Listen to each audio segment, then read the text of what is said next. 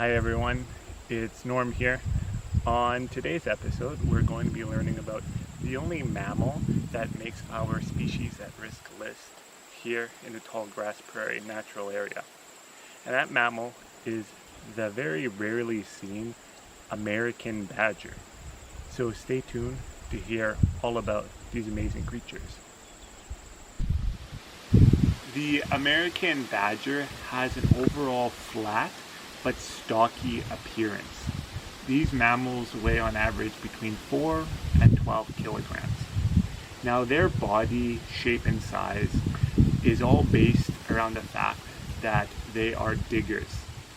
So they have very powerful front legs with curved, long claws that can measure upwards of 4 centimeters in length.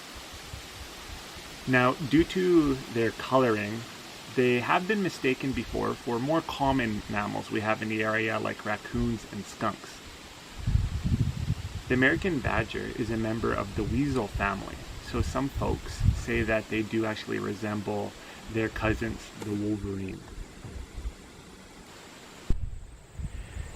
The preferred habitat for the American badgers are grasslands, pasturelands, open areas that are away from forests. A key feature that the badger looks for in their habitat is the soil. So the soil has to be of a loamy consistency, able to hold up their underground den, also known as a set. These sets can be quite complex structures. They can be up to 3 meters underground and over 10 meters in length, with varying different chambers for feeding and sleeping and so on. The actual home range of a badger really depends on a few different things. So mostly has to do with the prey abundance. So if there's not a lot of prey, then they might have a home range of over 60 square kilometers. If there are a lot of things like fellow burrowers, ground squirrels and rodents and species like that, that American badger can prey on, then they will have a smaller home range. Throughout North America, there are 4 different subspecies of American badger, 3 found throughout Canada, and here in the Tall-grass Prairie natural area, we have the Texas subspecies.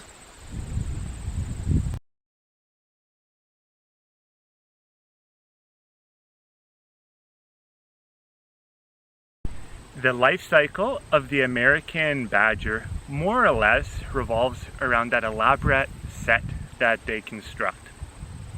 The only time that they leave the set is for hunting and breeding.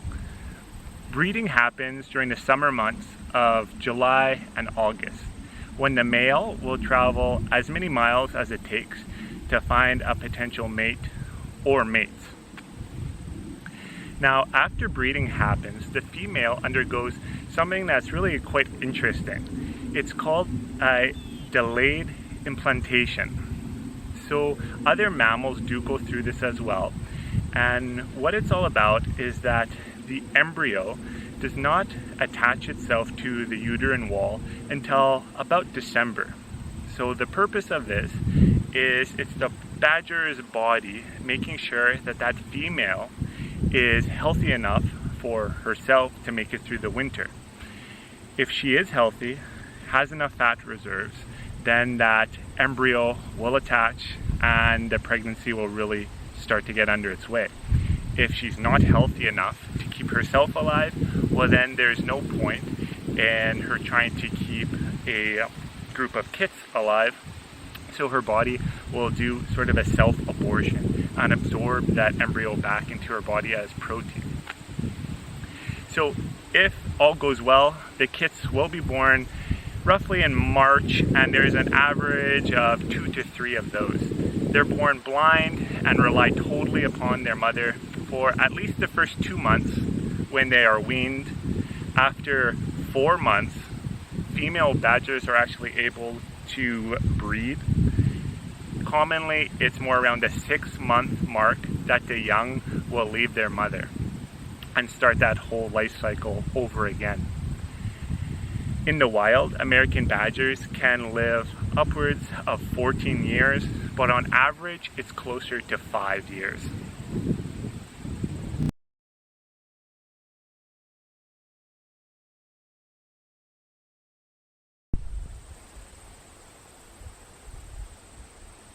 The taxus subspecies of American badger found from Alberta to Manitoba has only roughly 1,000 breeding adults left. So there's some real reasons as to why these numbers are declining. Most of them have to do with the loss of their prairie habitat. With the loss of habitat, fragmentation goes hand in hand with this. Think about roadways cutting through these landscapes. Well, the roadways are one of the biggest killers of American badgers in the form of roadkill. Historically, badgers were also persecuted as a pest on farmlands and were also trapped for their furs. Now, interestingly enough, in more recent surveys, landowners actually welcome badgers onto their lands because they are a natural rodent or nuisance species controller. And because of their elaborate underground digging, that promotes healthy vegetation as well. So hopefully if we all work together, we'll have a better landscape and more American badgers around. Now, personally, I've never been lucky enough to see an American badger in the wild, and I'm wondering if you guys have ever had that experience. If you've got any photos or videos, or even just want to share your story with me, I'd love to hear from you.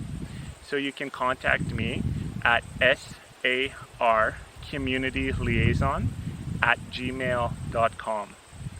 Thanks a lot for watching this episode, everyone, and we'll see you next time.